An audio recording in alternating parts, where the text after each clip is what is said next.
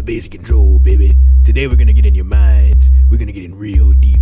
Welcome to Basic Control, the show where we effectively break down various forms of media into relatable context, basically give it the control back to the viewers. My name is Aaron Ray, aka The Boss Reno, social media. Feel free to follow me on Twitter, Instagram, and ArtStation. As for my co-host, where can the people find you? Adrian. At 80K Lives on Twitter between 8 and 10 p.m. Follow us on Facebook at Poppycat Attack. Subscribe to us on YouTube at PT Attack. Download and stream on Audio Mac and SoundCloud. Email us at ptattack@gmail.com. Any questions, comments, hypotheticals, or advice you would like to see addressed on the show. First, we'll get into our icebreakers, our coverage and opinions on current events. Moving then into our main topic today being bad taste. Finally spilling out into the hypothetical section where we let loose, crack open our creative sides, and dig into the rabbit hole. Funnily enough, Justice League comes out November 17th. Punisher drops November 17th. And Syre drops November 17th. A bunch of stuff comes out November 17th. Pokemon Ultra Sun and Moon comes out. No, it does. Next Friday is going to be lit. Yes, entertainment. Wow. This is, for everybody who doesn't know, this is the time of year. So if you are a consumer in media, you ever notice everything starts to come out towards the end of the year because of a lot of companies trying to dump their fiscal calendars and meet certain requirements. And plus, it's holiday season. So yeah, everything next Friday is going to be lit just because of Thanksgiving vacation. So y'all can have movies and games and other music to listen to during your vacation. Right. And like the thing about Syre, you know, everybody is like talking about Jaden Smith and his Toblerones. That's a little Neo Yokio joke right there. You don't deserve this Neo Toblerone. Everybody's kind of frying up Neo Yokio. Some people get it, some people don't get it. I'm in the middle of the road. I don't watch the show, but I understand what he was going for. It's still not really his show. It's Ezra Koenig's show. He's just the guy in it. I seen an article the other day about Will Smith talking about David Ayer's film Bright, and they say Will Smith's new film and Will Smith's film and this is film. So if you got a big enough label, they think you made it. They think you control every element in the film or in the series. Like they think Jaden Smith drew all the characters by his own head. So kind of a fallacy to just say, yeah, you know, that's his show. That's all on him. That's his fault. Same thing with Zack Snyder. Yeah, definitely with Zack. He's not actually going to be on the Justice League premiere November 17th. You would think that he would go and like, yeah, like you're the director, you made the thing, but he's not going to the premiere. He didn't go to the China and Beijing joint or the London joint, and he hasn't been on the press tour whatsoever. So no one's been able to ask him any director specific questions. They sent out Charles Roven and his wife. You know, Deborah Snyder's on tour answering questions. Charles Roven's on tour answering questions. For me personally, I would like to hear what he has to say, about this project. But the difference is they're not putting Whedon on the tour. Whedon won't be on the tour because he didn't really direct the film like talking about for real. I mean, you just said it. When your names are bigger, when your actors or your star power is loaded, you really don't need to have any behind the scenes people for real. Because I'm like, Ben Affleck's movie. I would say that for like something like Blade Runner. You look at Harrison Ford, you be like, wow, Harrison Ford's new movie. I would expect that out of that. But when you're talking about an ensemble film, who do you label as that's its film? I guess like Ben Affleck is the largest star on the squad for real. And in the movie, the biggest star isn't even Affleck. The biggest star is J.K. Simmons, who isn't even he's not in there for more than 8 minutes. How do you feel about J.K. as Commissioner Gordon from what you've seen so far? I don't want to spoil anything, but there's a scene in the GCPD where he's talking about some stuff, and they're like, oh, that's interesting. That's an interesting thing they do. to have like more than that one rooftop scene. There's that and some other scenes with him in it. So he's in there a fair amount of scenes. It's like 3 or 4 scenes he's in. But it's not like, you know, it's not no big thing. But I think with the hat on and the glasses and the mustache on the roof, he looks like the cartoon one a little bit. You know, if he just like had that cowlick a little bit, I think that'd be too much though. That'd be too much. He looked like I don't know. He looked like Astro Boy or something like that. Kind of reminds me of that cartoon Gordon. Now that you said the animated series. They show his full white hair in one scene. More than the cartoon, he looks like the Adam West Gordon, who had like the full white hair with the glasses and the mustache. He basically looks like Colonel Sanders a little bit. That's interesting. So he looks real interesting. He really looks like the guy, the guy from the comic books. And he you know, in the show they had the animated series. They had him have these long, broad shoulders and all that, and you know he got real buff for the role. So in the trench coat, he's pretty. You know, you can't really see his buffness that he got because he's like super swole right now. But like, you kind of still get that broad shoulder situation going on. So you're like, okay, all right. I'm interested to see where he goes in you know the Batman film and if they use him heavily or not at all. Yeah. Batman, Punisher, Jaden, all dropping in one day. You know, and on the album he has that song Batman. You know, and I'm not sure if everybody really understands that he came up as a super like he's one of those third eye lyricists, like you know, when Flatbush Zombies first came out, Absol, the Underachievers, you know, what was his name, Joey Badass, when he first dropped Capital Steve's Pro Era group. Yep. All of them was on that tip, and not very often do you see all of that. And Jaden was on that tip when he was on Misfits when he was younger, before he you know, came up. And now he's going on for more Drake style. So when people say, "Oh man, Jaden can't rap," I'm like, man, dude, y'all, I don't know if you heard his older stuff. And even on here, even on the ones that's supposed to be like, you know, these hits or whatever, these mainstream Drake musical tracks, he's not so much stupid. You know, he's not as stupid sounding as all of them. He's still a lyricist deep in heart, even though, you know, he wants to branch out and sound more mainstream so he can get more mainstream looks. It's very calculated. He's one of those people you can't just, oh, Jaden. Like, I remember for the longest time we had all been wondering, well, are the people paying attention to Jaden? Like, what's Syre gonna sound like? Because he's been announced this 2 years ago. For clothing, sometimes you get kind of a lookbook where you can like look through, you know, some of the clothing and things. Okay, this is the fall fashions or whatever. So he kind of dropped a musical version of a lookbook to kind of say, yeah, this is it. It's about to drop. This is my album. This is what it kind of sounds like. Here's the little previews. It's not like a little 3-second iTunes thing either.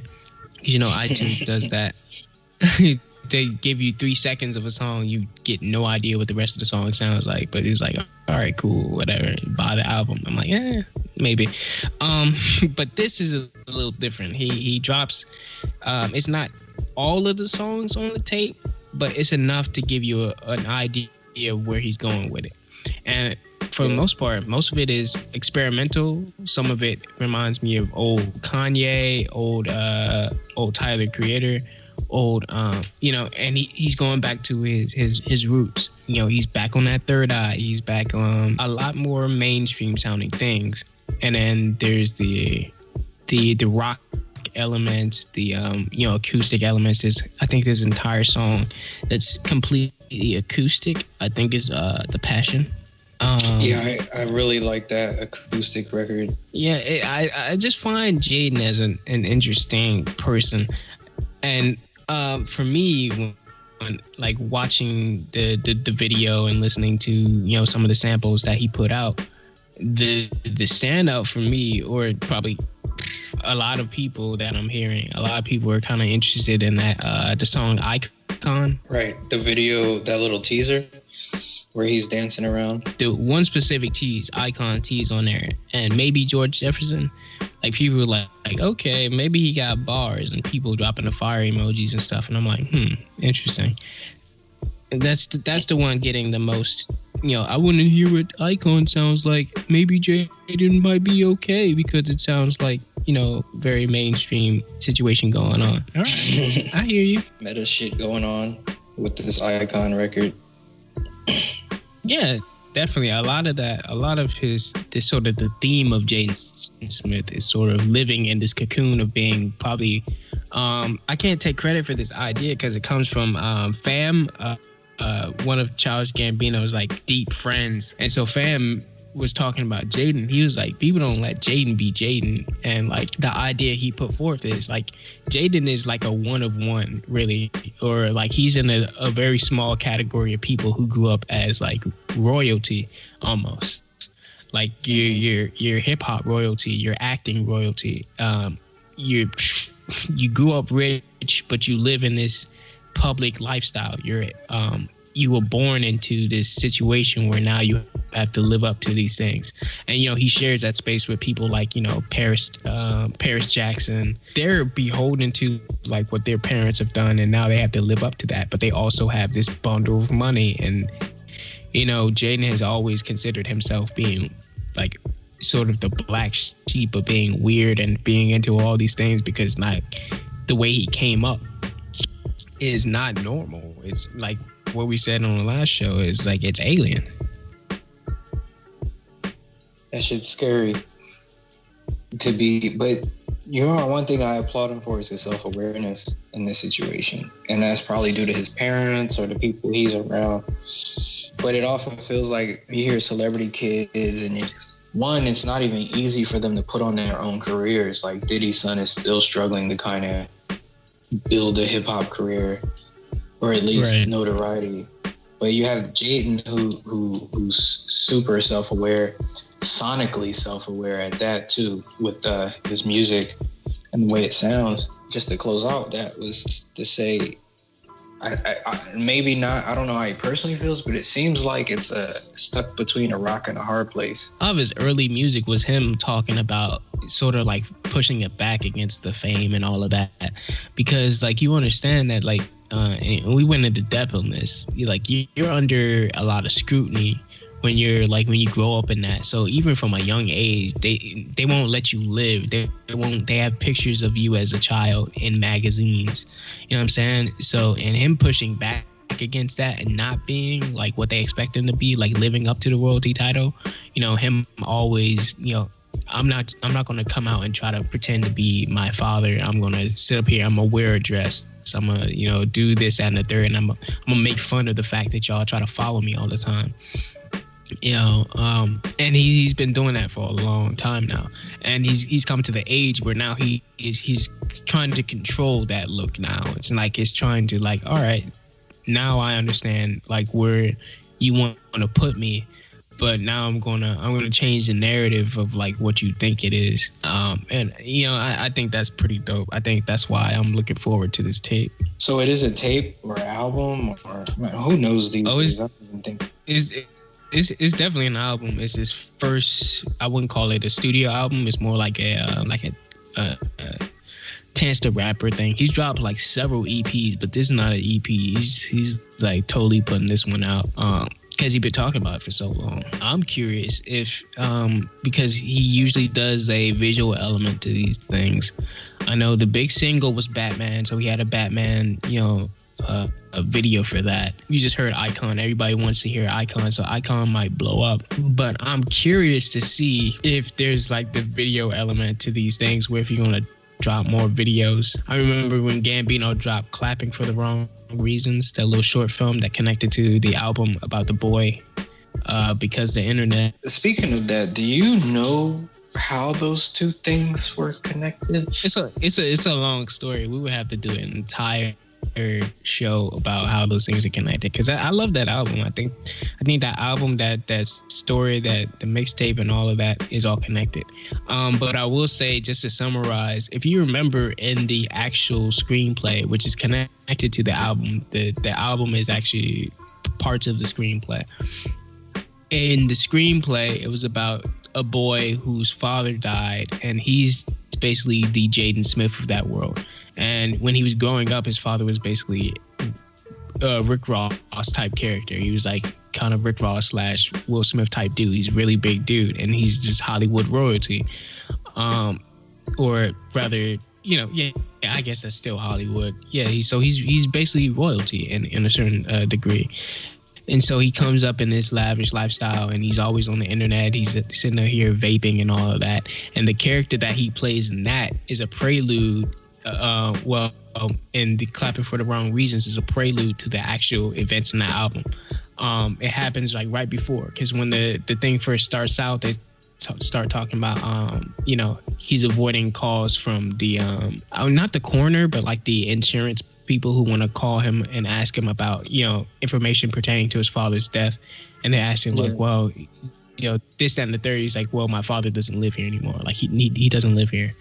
So yeah, it's just him fighting against fame, sort of in a meta sense, but then also in like a personal sense as well, and a character sense too, because he's definitely not the boy per se, but he's kind of taking on the Jaden Smith version of himself. Man, so we probably should do a show about this. We talk about that post because did we like the post because the internet out? We might have. The fascination and the structure of extending a project that way to tell the complete narrative. And like you, the same question you have, I guess, about Syre, I have as well. If there is going to be another component to this that kind of helps fill it out. I guess we can move on to our main topic about taste, about do we have good taste or bad taste, really. And pertaining to film, you ask yourself, what makes a good story? Why do we like it? And why might I, end up liking something that is technically bad, or that is something that is bad? Like, do I have bad taste now that I like something that's good? And something that I think you and I can both agree is that it's less that the thing is good or bad per se, like objectively. It's more that it's your subjective feelings towards it and the way that the structure sort of helps you out. So basically like your 3-act structure and helping the average film viewer to understand these are the characters, this is the setting, this is the issue, and then take you throughout that journey. When I was growing up, I was totally into, Batman Forever, Goofy movie, Aladdin, the 40 Thieves, Heavyweights, Mighty Ducks, what was it? Scorpion King, the Mighty Morphin Power Rangers movie, Jurassic Park, Halloween H2O, which a lot of people either like or dislike really bad, Titanic, Blade, Queen of the Damned, The Mummy. People hate the Mummy movies, but then some people love them. Romeo Must Die, and one little film that some people might call completely bad, called Evolution. And the thing that all of these things have in common is that, from the distance or the benefit of having 20 years, 20 plus years away from some of these things and being able to look back at it, most people would go and say, okay, they're not. Some of these films aren't actually good. Most people agree Titanic is good. I like Titanic growing up. Some of these other films like Evolution, people would say that's just like, why would you like that?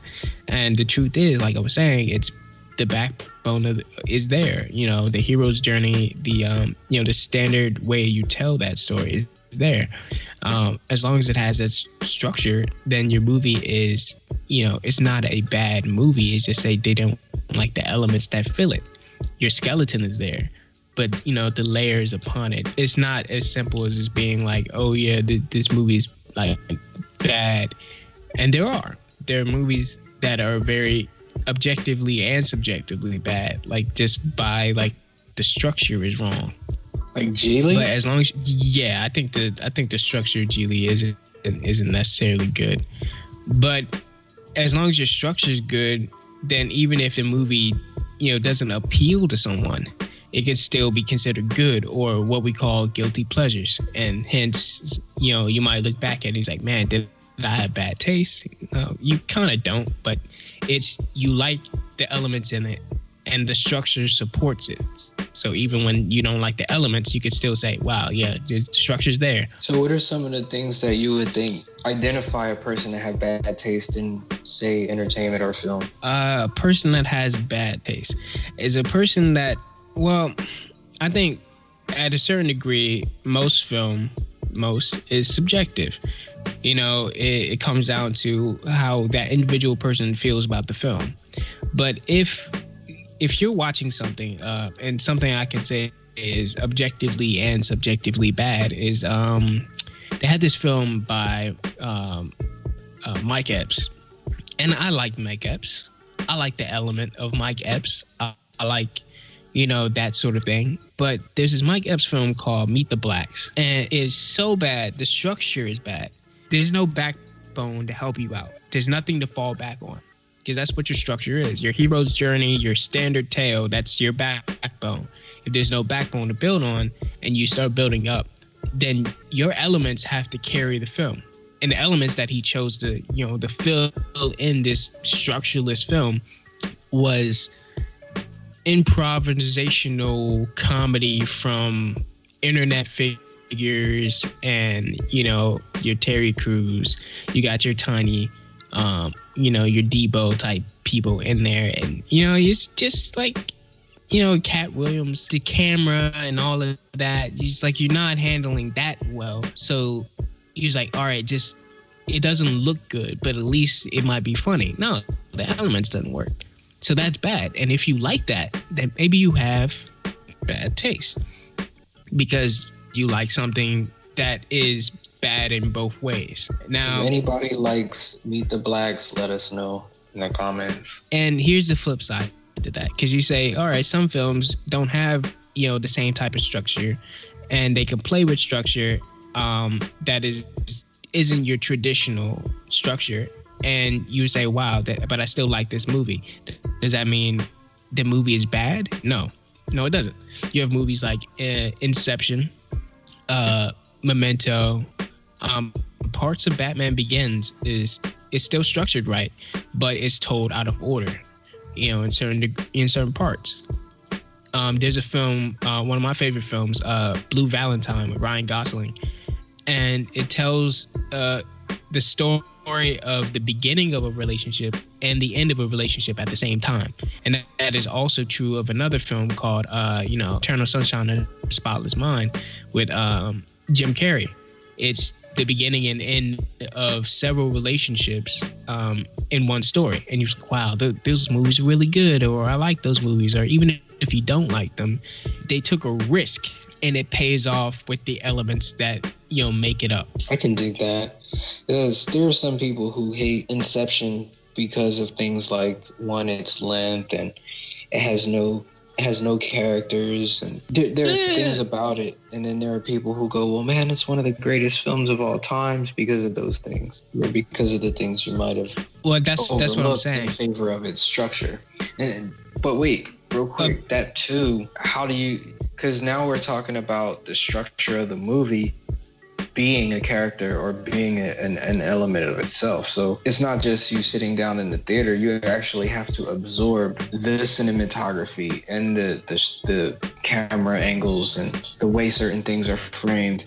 I think it requires a lot more out of the viewer, don't you think? Or no? No, it doesn't. Because, all right, this sort of gets into music a little bit too. Interstellar is a story that is told in a very unique type of way, and you need to pay attention to a certain degree to understand the elements within the film. But when you talk about Interstellar and the music, even if you don't understand the element of, you know, the structure of the film, you say, wow, it's being told out of order. There's all these different stories. There's the future, there's the past, and all these other things going on. Are these happening at the same time? They're out of space. You know, you have all these questions. But the thing that remains constant, or the thing that can push a viewer into not having to think, you know, and just experience and be enveloped in the film, is the score. if the music can carry you through a film and then you're not, oh, I'm not paying attention to all these things, and I'm not popping in and out of the film trying to figure out all the details. I don't need to grab a pen and paper to keep up, which isn't necessarily a bad thing for some films. Like you said, it's not so much that you're asking so much of the viewer. If the elements can carry you through the film. When you watch Jurassic Park, you're not paying attention to, the complete I don't want to say you're not paying attention. I'm just saying there's no necessity for you to have to like, oh man, I have to keep track of this, that, and the third. You can if you want to, but the music will bump you along. It's sort of like Star Wars is good at that. John Williams. I would say one of the best directors for using music is David Fincher. Yeah. If you watch something like The Social Network, every bit of that score makes you forget about the details of the movie. You're enveloped in there because all of the moments that really matter are in the score, and you don't even realize the meta element of what it's doing to you, of how he uses music in several of his films. The Girl with the Dragon Tattoo, the music is like, it's part of the character, it's part of getting you enveloped in there. A good score will help you forget the structure, or it's just a powerful element to use to keep people in there without having to bombard them with information. I can walk out of an action movie with a good score and just be like, okay, I didn't really have to think too hard. When you're watching Fast and Furious, there's stuff blowing up and all that, but you know what they have? Good music. And when you're listening to music or you're following along with like a beat or a rhythm that can carry you through a film, you're not sitting there and like trying to figure things out if you don't want to. It's not asking a lot of you, versus an independent film which doesn't really use a lot of score mostly, so people will receive that, and with the absence of that sound carrying you through it, now you're like, okay, it's independent, I have to pay attention to these elements in there, and like, this is all important, this is what I have to focus on, this is what's carrying me through the film, so the actual words and dialogue and this, that, and the third. And that can be tedious to some people, and it's not, what do you call it, fun. There's no beat to it, there's no rhythm for you to follow along.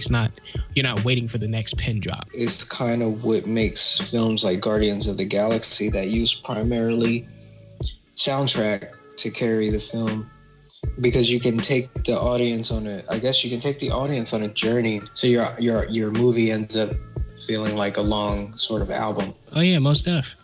Because I don't know, it depends on the movie. Music is timing, and when we think animation, timing and film, timing is super important in film, and that's what basically leads to anticipation and suspense and things like that, especially in movies like It.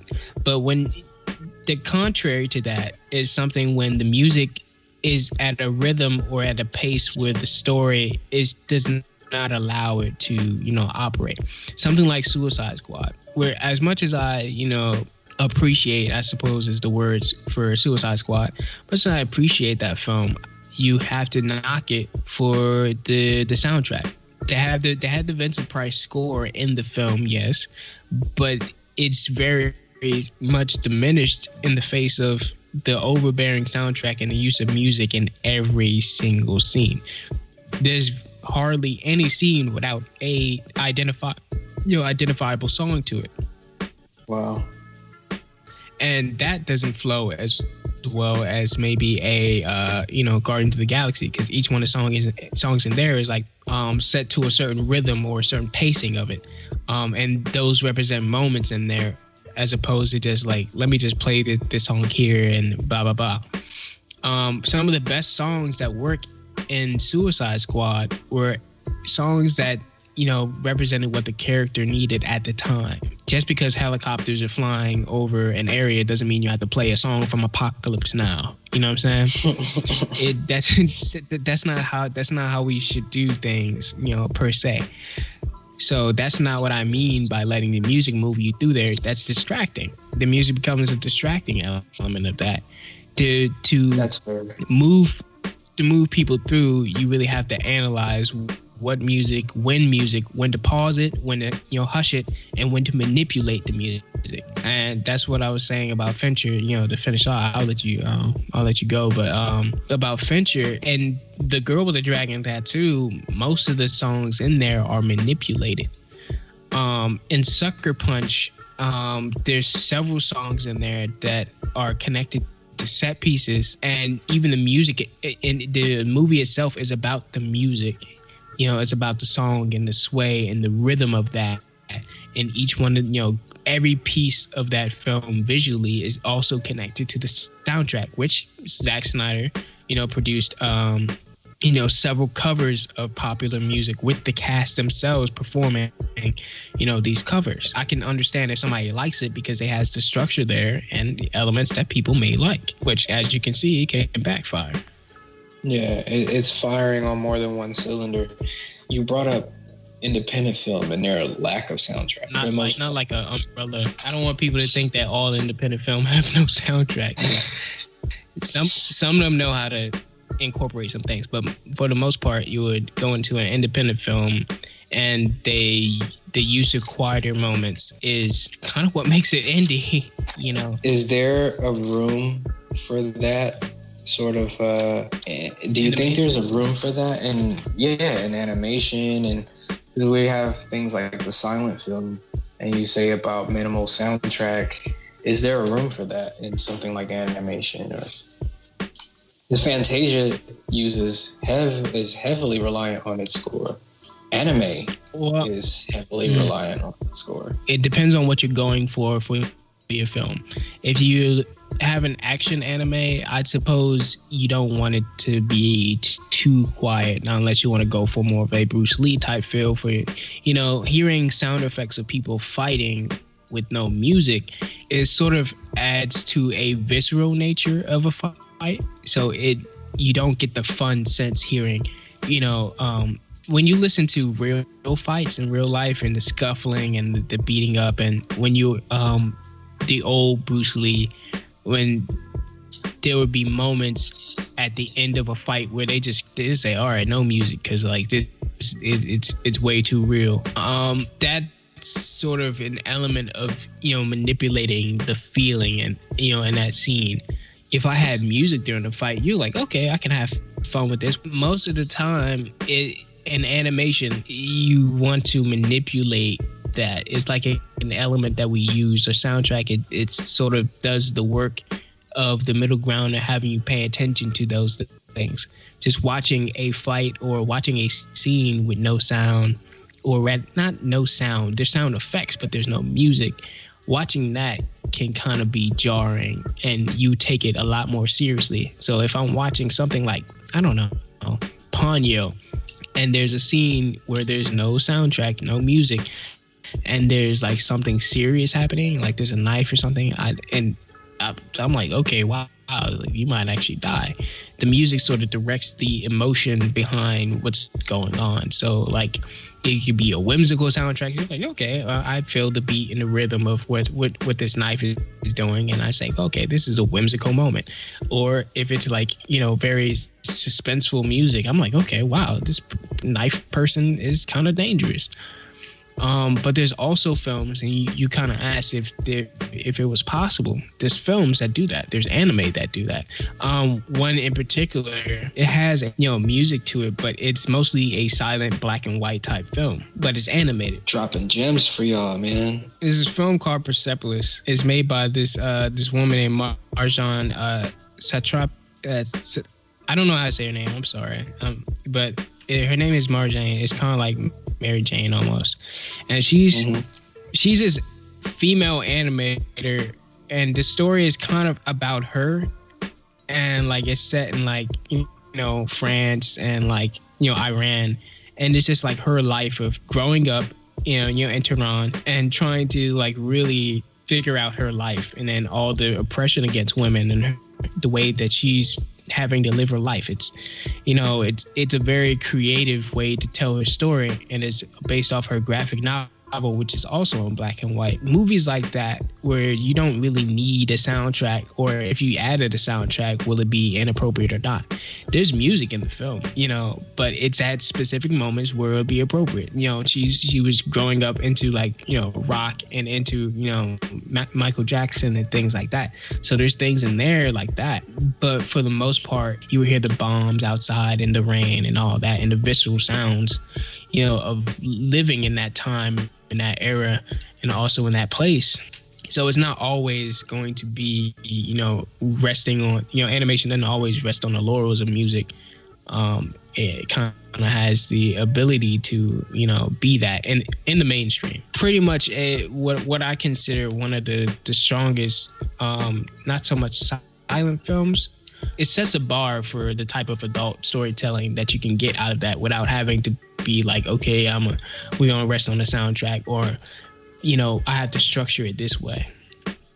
Right. I'm just saying you can take a risk, taking risks in film. I guess that's my main point, or what I'm really getting to is that when you rely on structure and maybe the elements might not work, you can still fall back on it and say, okay, that was a good film, or I might have. People might think I have bad taste, but there's something for me to like here. So I understand people liking it, even if the elements turn other people off.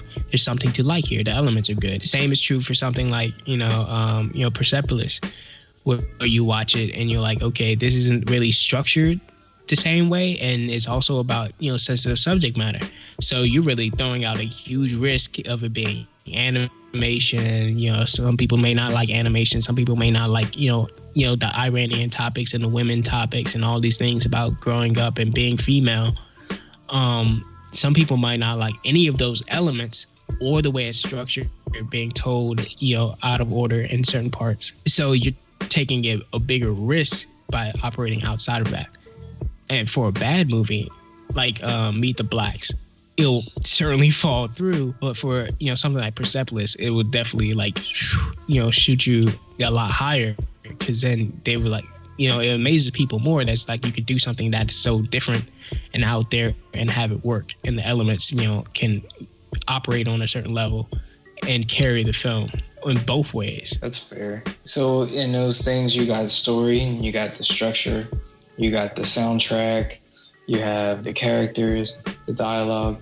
So you have these pillars to know what makes a movie bad. So I guess I'm assuming that all of those things have to hit the nose on the head to make a really good movie. The music has to be on point, characters, structure, everything. So when you have a bad movie, that's sort of the catch-22, isn't it?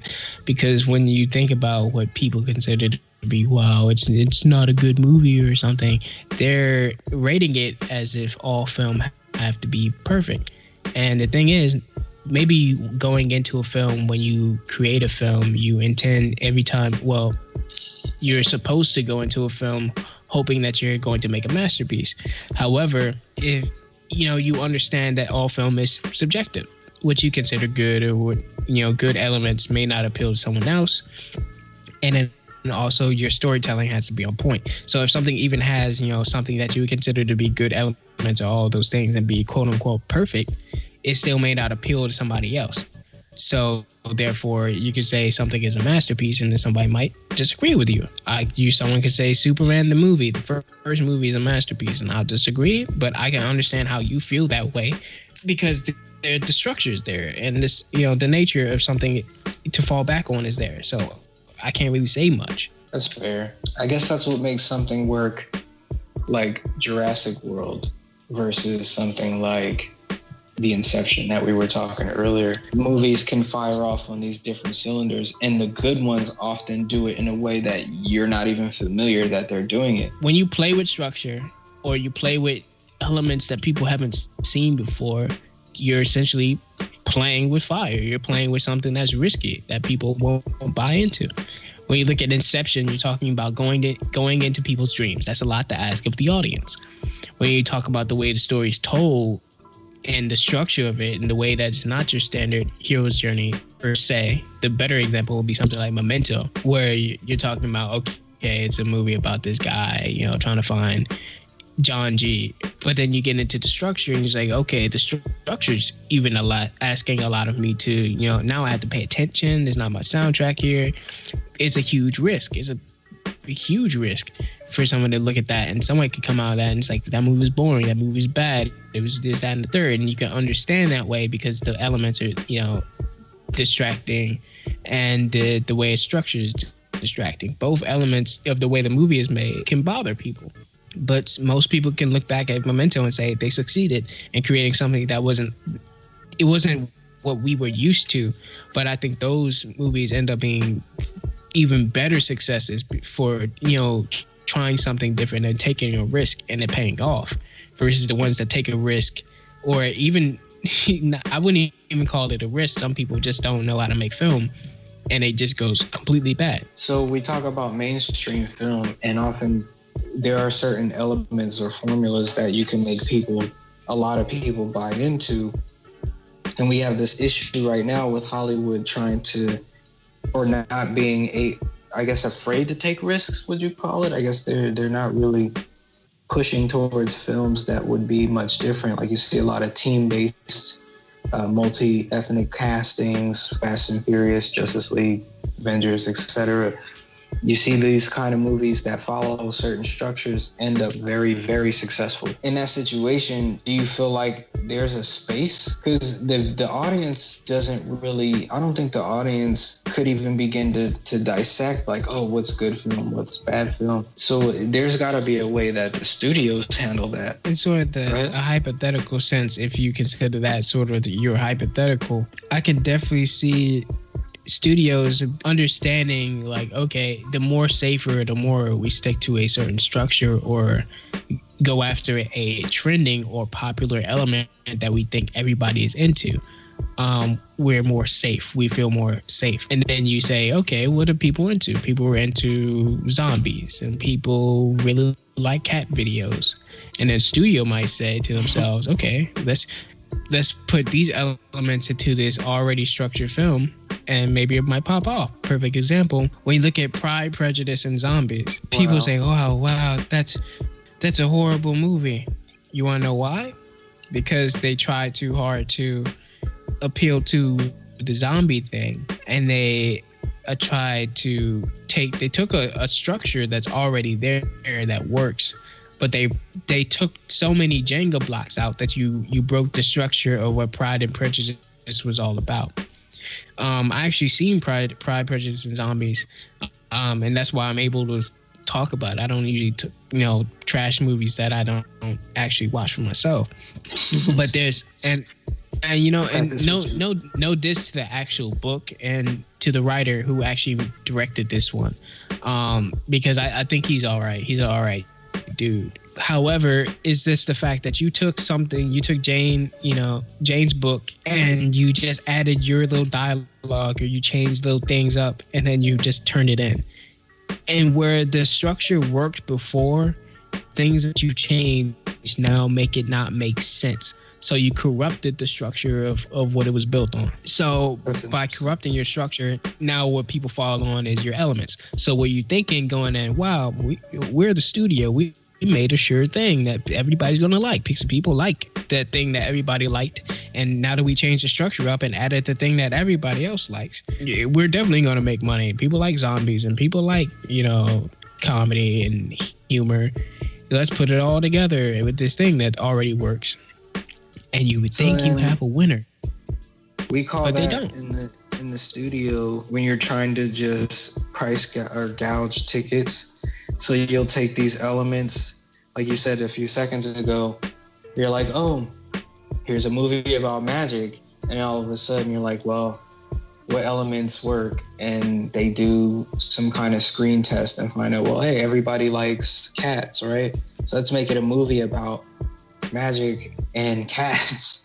Case in point, that one movie where, what's your boy's name? Lex Luthor. Kevin Spacey. I forget his Kevin Spacey becomes a fucking cat. Jesus. Horrible movie. Yeah. Yeah, but somebody in the movie. theater, in the studio, thought, "Hey, this will work." People like Cats, but like the problem with that wasn't necessarily Kevin Spacey is a great actor. There's a lot of things that went wrong, but we can say that the structure of the film wasn't there for people to fall back on. There's so many films like the darn Vanilla Ice movie, Cold as Ice. The problem with that movie is that the structure doesn't work. Some people think that, oh, well, we have the structure. And a lot of films in the 80s, they thought they had the structure down, but they couldn't figure out the structure, like, or what the actual story is supposed to be. And, books still exist. Good books exist. So I don't know how people didn't understand how, a movie should work. But, a book is not a movie. However, there's certain elements that work better in books than in film. Per se, like when we look at Memento, if Memento was a book, you would definitely find it engaging and you're like, wow, this is interesting. What an interesting book. Because you have to read in order to enjoy the book. You have to digest the elements. In film, you kind of want to sit down and be carried through those elements to enjoy a film because you're watching it. When you're reading, you do the work, you put in the footwork. So what is necessarily a good book won't really make a good movie in terms of structure. That's interesting.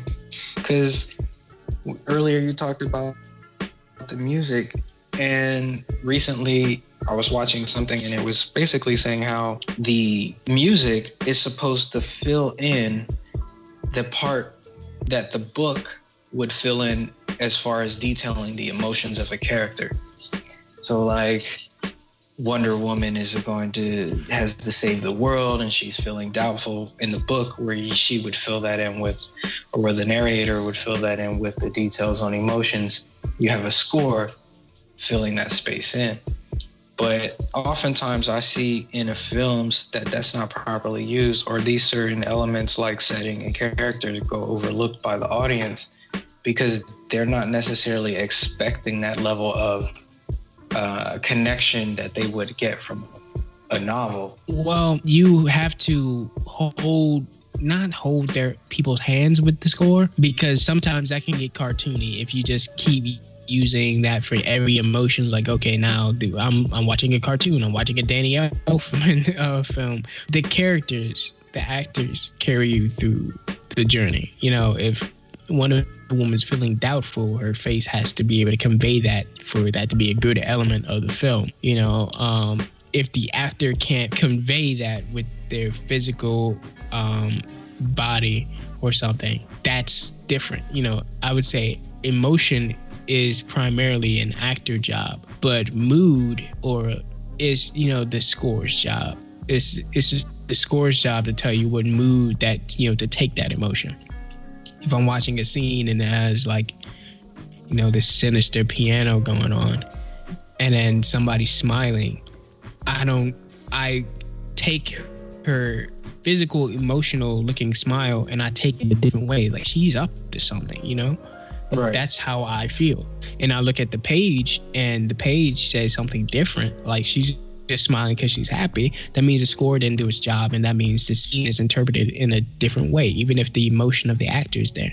So I say the mood is swayed. The mood is like, I'll write on the page, the room has a melancholy feel. So the feel of the room will be conveyed by the music, but the emotion is still up to the actors to convey and match that. If you're filming, you're not listening to the score. It is all down to the dude at the very end. You have to figure out what the scene needs. That's one of the things I always get confused with sometimes is when I'm watching a film. So for instance, if I've read a book and I'm familiar with parts and I'm trying to connect there with what I've read, oftentimes I learn that the film elements, they say that the film elements don't connect or don't directly translate from a book, but I think that's contrary. What about you? Descriptive language is dope.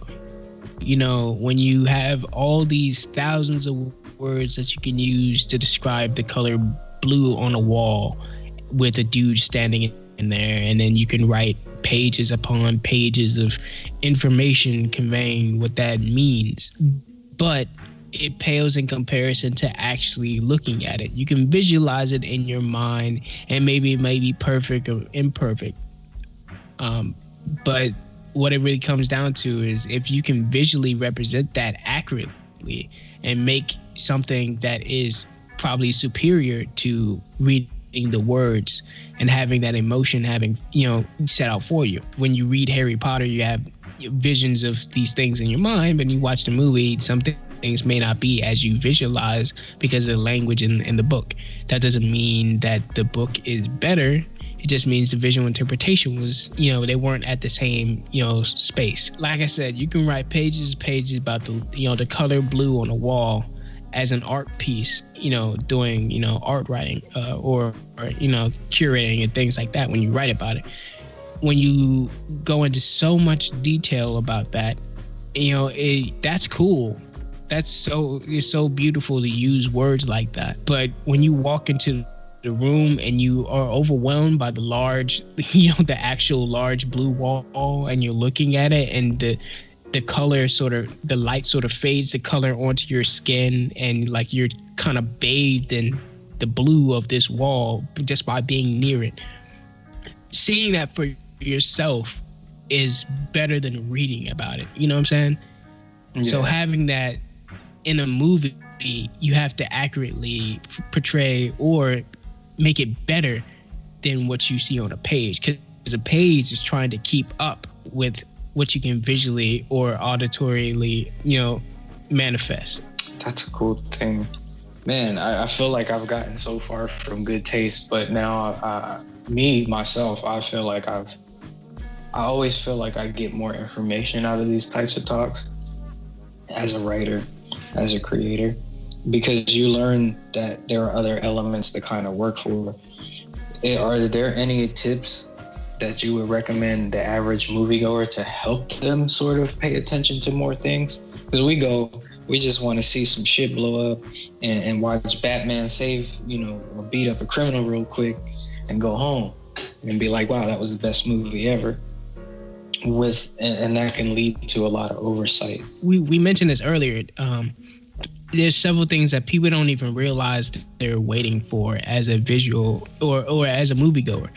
Because like I said, the structure's there, and like whether you realize it or not, the reason why you have a weak spot for that movie that made, turn off other people, if we go back to taste, the reason why you are turned off by that is, or rather you like something that everybody else dislikes, is because that structure's there. You have something to fall back on. That is like it's a solid foundation for you to rest on. So you can look at that and just be like, all right, just apply it and just be like, all right, cool. Like I have the whole idea of what this can be. And as an average, moviegoer, you're actually waiting for that, that structure. And if you don't get it, you're like, well, I'm anticipating. It's almost like a internal clock. You're like anticipating those beats, those structures. It's not a lie, it's not a theory. Like Kevin Feige really manipulates people into feeling certain things at certain moments. Case in point, in Spider-Man, there's a moment where he gets, this is a spoiler for Spider-Man if you haven't seen it, Spider-Man Homecoming. There's a moment where he gets trapped under a rock. And he's come on, Spider-Man, and all that.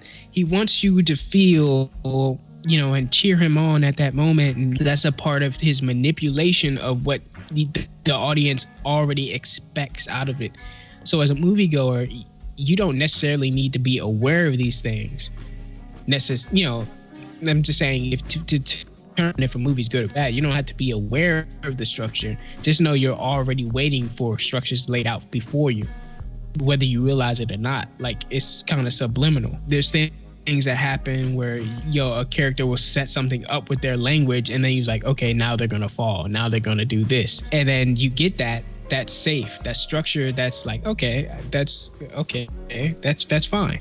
And some people are satisfied with just having something super safe. It all depends on the person and whatever they're waiting for when they come into the film. If someone sees a trailer and oh man, this movie's gonna be funny, they're waiting for those beats to align to their idea of what a funny movie is. They're like reaching around trying to find some foundation, some structure to it. And if the structure's not there for them to rest on, they probably won't like it, because this wasn't what they expected. Adjust your expectations, as a moviegoer, know what you're getting into.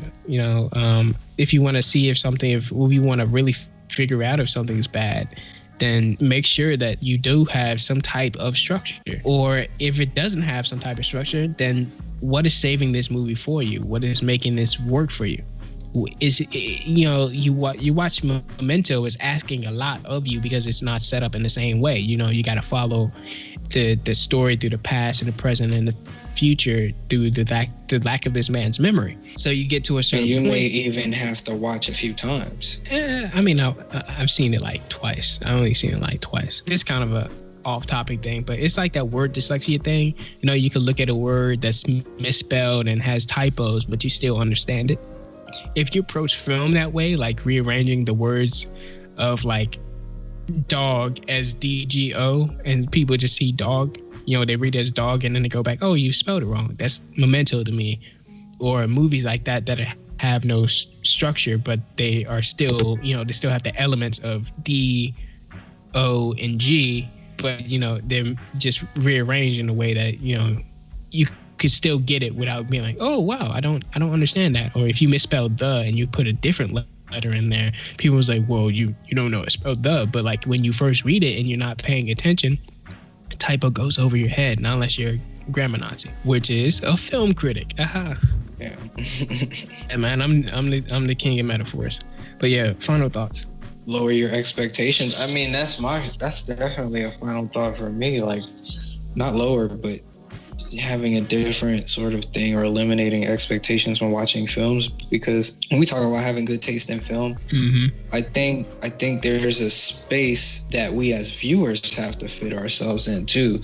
Right now, one of the biggest controversies for me is watching Warner Brothers. They're struggling, I would say, in the department of defining an identity for this, because we live in a time where the viewer's opinion strongly matters on whether something or not does commercially well. And so it's just that matter of affording people the ability to tell their story and sitting down and just watching it for what they intended it to be. I wouldn't say lower your expectations. I would more say know yourself. I would say something know what you like and what you don't like. Know what makes something good to you, and then look for that. There's some directors who like certain films, and when they're inspired by these films, like they grew up watching Star Wars, they grew up watching Flash Gordon and things like that, and then they come up and they emulate those things when they make films.